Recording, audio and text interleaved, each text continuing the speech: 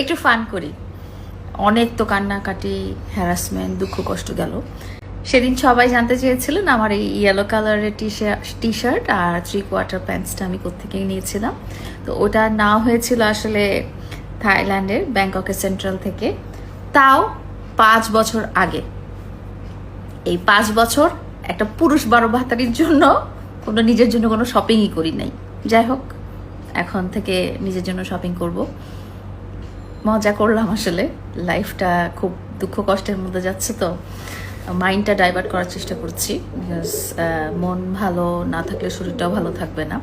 আর এত মেকআপ, এগুলো কিন্তু ফিল্টার, এগুলো সব ফিল্টার, মেকআপ না। সেদিন সবাই জানতে চেয়েছিলেন আমার এই ইয়েলো কালারের টি শার্ট আর 3/4 প্যান্টসটা আমি কোত্থেকে নিয়েছিলাম।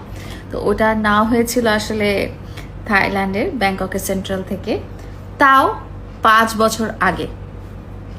এই 5 বছর একটা পুরুষ 12 ভাতারির জন্য নিজের জন্য কোনো শপিংই করি নাই। যাই হোক, এখন থেকে নিজের জন্য শপিং করব।